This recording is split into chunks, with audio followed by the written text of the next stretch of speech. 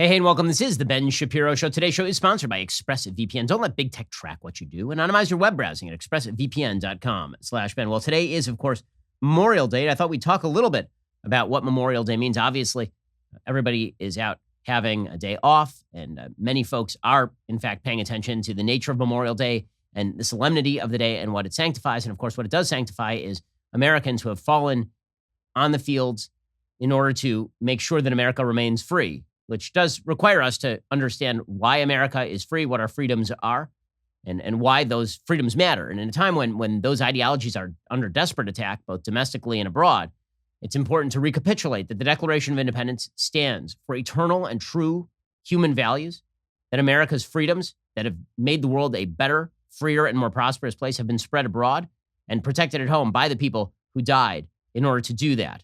Memorial Day began, originally, it was first observed right after the Civil War. According to History.com, by the late 1860s, Americans in various towns and cities had begun holding springtime tributes to countless fallen soldiers, decorating their graves with flowers and reciting prayers. It's not clear exactly when this began, but in 1966, the federal government declared that Waterloo, New York, was the official birthplace of Memorial Day. Waterloo celebrated the day on May 5th, 1866. It was chosen because it hosted an annual community-wide event during which businesses closed and residents decorated the graves of soldiers with flowers and flags. This became Decoration Day. On the first Decoration Day, General James Garfield made a speech at Arlington National Cemetery. 5,000 participants decorated the graves of the 20,000 Civil War soldiers who were buried there. And this became very common across the United States. For decades, Memorial Day was observed on May 30th because that was the day back in 1868 that it had originally been observed. But in 1968, Congress then passed the Uniform Monday Holiday Act that said that Memorial Day would be the last Monday in May. So I thought that today would be an excellent time to just talk about some of the people who have sacrificed their lives for America. And a huge number of us know people who have served in the military, have grandparents who served in the military, maybe parents, maybe you served in the military. But the stories of heroism, Medal of Honor recipients, they truly are astonishing when you realize that these are the heights that human beings can attain in defense of home and hearth and in defense of American freedom. It's awe-inspiring, and it should make all of us a little bit more humble about the fact that we get to enjoy these freedoms because others have died for them. So I'm going to tell a few of those stories now. This is the story of Ben Salomon.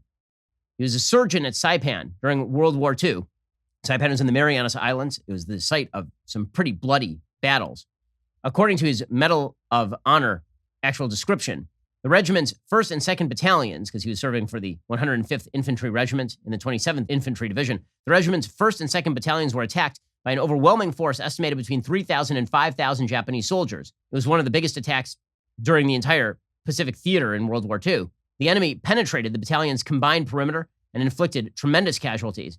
In the very first minutes of the attack, approximately 30 wounded soldiers walked or crawled or were carried into Captain Salomon's aid station, and the small tent was soon filled with the wounded. As the perimeter began to be overrun, Captain Salomon was trying to work on the wounded. There were too many wounded. And then he saw a Japanese soldier bayoneting one of the wounded soldiers lying near the tent. And this is how immediate the battle was. From a squatting position, Captain Salomon quickly killed the enemy soldier. As he turned his attention back to the wounded, 2 more Japanese soldiers appeared in the front entrance of the tent. As these enemy soldiers were killed, 4 more crawled under the tent walls. Captain Salomon then kicked a knife out of the hand of one, shot another, and bayoneted a third. He butted the 4th enemy soldier in the stomach, and a wounded comrade then shot and killed the enemy soldier. Captain Salomon then ordered the wounded to make their way as best they could back to the regimental aid station. He attempted to hold off the enemy essentially single-handedly. He grabbed a rifle from one of the wounded. He rushed out of the tent. After 4 men were killed while manning a machine gun, he then took control of the machine gun. When his body was later found, there were 98 dead enemy soldiers piled in front of his position. An unbelievable heroism. This is the story of William Hawkins. William Hawkins was decorated for valorous and gallant conduct above and beyond the call of duty. He was the commanding officer of a scout sniper platoon attached to the 2nd Marines in action against Japanese-held Tarawa in the Gilbert Islands. Again, this is another hugely bloody battle. People tend to underestimate the bloodiness of the Pacific War because so much media attention is placed on the Atlantic War for a variety of, I think, politically correct reasons. The Pacific War was unbelievably bloody. The conduct of the Japanese military was incredibly vicious. In fact, in terms of how the military engaged with American POWs, significantly more vicious in the Pacific than in the Atlantic. The first to disembark from a Jeep lighter, First Lieutenant Hawkins unhesitatingly moved forward under heavy enemy fire at the end of a pier, neutralizing emplacements and coverage of troops assaulting the main breach positions. He led his men on to join the forces fighting desperately to gain a beachhead and repeatedly risked his life throughout the day and night to direct and lead attacks on pillboxes and installations with grenades and demolition. First Lieutenant Hawkins returned to the dangerous mission of clearing the limited beachhead of Japanese resistance the following day. He personally initiated an assault on a hostile fortified by 5 enemy machine guns, and crawling forward in the face of withering fire, boldly fired point blank into the loopholes and completed the destruction with grenades. He was wounded in the chest in a serious fashion, and he steadfastly continued to fight, destroying 3 more pillboxes before he was caught in a burst of Japanese shell fire and mortally wounded. And of course, there's a lot of focus in the United States on World War II, but the reality is that we've had so many Americans fall in wars that are far less glorified by the media. The Korean War, the reason that South Korea exists today, the Korean War. The story of Bryant Womack, a medic who continued to help fellow soldiers even after losing his arm in battle. Private First Class Womack distinguished himself. He was the only medical aid man attached to a night combat patrol when sudden contact with the numerically superior enemy produced numerous casualties, according to his Medal of Honor description. Private First Class Womack went immediately to their aid, although this necessitated exposing himself to a devastating hail of enemy fire, during which he was seriously wounded. Refusing medical aid himself, he continued to move among his comrades administering aid. While aiding one man, he was again struck by enemy mortar fire. This time, he lost his right arm in the mortar fire. He still refused aid, knowing that he would probably die. He insisted all efforts be made for the benefit of others who were wounded. He was unable to perform the task himself, but remained on scene and directed others in first aid techniques. The last man to withdraw, he walked until he collapsed from loss of blood. He died a few minutes later while being carried by his comrades. Vietnam. And the media, again, tends to treat the Vietnam War as a sort of blot on American history. The reality is that the men who served in Vietnam were every bit as brave and heroic in defending American freedoms, yes, and in defending the lives of the Vietnamese, as men who served in Korea or served in World War II or served in World War I. And the fact that the media have tried to treat America's loss in Vietnam as some sort of boon to the world is full-scale insanity. The fact that hundreds of thousands of people floated themselves off the coast of Vietnam in boats to escape the clutches of Ho Chi Minh, the fact that Pol Pot, in the aftermath of America's abandonment of Vietnam, proceeded to murder 1 million Cambodians, just demonstrates that where America fades, evil tends to win. Stephen Bennett was the pilot of a light aircraft flying an artillery adjustment mission along a heavily defended segment of route structure. A large concentration of enemy troops was massing for an attack on a friendly unit. Captain Bennett requested tactical air support, but was advised that none was available. He also requested artillery support, but this was denied as well because of the proximity of friendly troops to the target. Captain Bennett was still determined to aid the endangered unit and elected to strafe the hostile positions. After 4 passes, the enemy force began to retreat. He continued the attack. As he completed his 5th strafing pass, his aircraft was struck by a surface-to-air missile. It damaged the left engine and the left main landing gear. Captain Bennett did realize that recovery at a friendly airfield was impossible. He instructed his observer to prepare for an ejection, but he was informed by the observer that his parachute had already been shredded by the impacting missile. Captain Bennett did have a good parachute. He could have ejected, but he knew that if he did eject, the observer would die.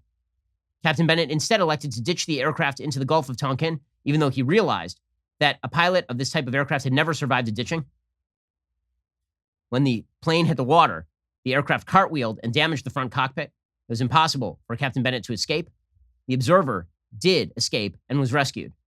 Hubert Versace, and he was granted the Medal of Honor for his activity as a POW during the Vietnam War. Again, people tend to discount the treatment of American POWs in times of war at the hands of vicious enemies. While accompanying a civilian irregular defense group patrol engaged in combat operations, Captain Versace and the CIDG assault force were caught in an ambush from intense mortar, automatic weapons, and small arms fire from elements of a reinforced enemy main force battalion. As the battle raged, Captain Versace fought valiantly and encouraged his patrol to return fire against overwhelming enemy forces. He provided covering fire from an exposed position to enable friendly forces to withdraw from the killing zone when it was apparent their position would be overrun. He was severely wounded in the knee and back from automatic weapons fire and shrapnel. He resisted capture with the last full measure of strength and ammunition. He was taken prisoner by the Viet Cong. He assumed command of his fellow American prisoners despite being kept in irons in an isolation box, raised their morale by singing messages to popular songs of the day, leaving inspired messages at the latrine. Within 3 weeks of captivity, despite the severity of his untreated wounds, he attempted the first of 4 escape attempts by dragging himself on hands and knees out of the camp, through swamp, and forbidding vegetation to freedom. Crawling at a very slow pace because of his weakened condition, the guards discovered him outside the camp, recaptured him. Captain Versace scorned their exhaustive interrogation and indoctrination efforts, and inspired his fellow prisoners to resist to the best of their ability. When he used his Vietnamese language skills to protest improper treatment of the American prisoners by the guards, he was put into leg irons and gagged to keep his protestations out of earshot of the other American prisoners. The last time that his fellow prisoners heard from him, Captain Versace was singing God Bless America at the top of his voice from his isolation box. Unable to break his indomitable will, his faith in God, and his trust in the United States of America and his fellow prisoners, he was executed by the Viet Cong September 26, 1965. And these stories, if these aren't enough to remind you what has been sacrificed for the freedoms we enjoy, and really how important it is that Americans appreciate their own history. When people say America has never been good, when people say that America has never been great, these men were great, and they fought in defense of American values that are indeed great. They fought and died and sacrificed their lives in defense of something higher, and that does mean something. And every war has heroes like this. Every war that America fights has heroes like this because America is filled with heroes like this. Michael Murphy in the War on Terror. His team was pinned down in mountainous terrain. He had to leave cover to make it to higher ground so he could call for help. While leading a mission to locate a high-level anti-coalition militia leader, Lieutenant Murphy demonstrated extraordinary heroism, says his Medal of Honor citation, in Afghanistan. On June 28, 2005, operating in an extremely rugged enemy-controlled area, Lieutenant Murphy's team was discovered by anti-coalition militia sympathizers who revealed their position to Taliban fighters. As a result, between 30 and 40 enemy fighters besieged his 4-member team. Lieutenant Murphy valiantly led his men in engaging the large enemy force. The ensuing fierce firefight resulted in numerous enemy casualties, as well as the wounding of all 4 members of the team. Ignoring his own wounds and demonstrating exceptional composure, Lieutenant Murphy continued to lead and encourage his men. When the primary communicator fell, mortally wounded, Lieutenant Murphy repeatedly attempted to call for assistance for his beleaguered teammates. Realizing the impossibility of communicating in the extreme terrain, in the face of almost certain death, he fought his way into open terrain to gain a better position to transmit a call. This deprived him of cover, exposing him to direct enemy fire. Finally achieving contact with his headquarters, Lieutenant Murphy maintained his exposed position while he provided his location and requested immediate support for his team. He continued to engage the enemy until he was mortally wounded, gallantly giving his life for his country and for the cause of freedom. If this isn't enough to make all of us feel a little bit more humble today in the face of such bravery, I honestly don't know what would. As you celebrate Memorial Day and commemorate Memorial Day, make it a meaningful one. Take some time to remember people who are still in the field risking their lives for American freedoms. And remember that the people who stand in the doorway guarding the United States are people who have made a choice that, frankly, is a choice that I myself have not been brave enough to make. Their courage is unquestionable. Their valor is unquestionable. And we thank them every day for what they're doing. And we thank those who have given their lives so that we can enjoy days like this one.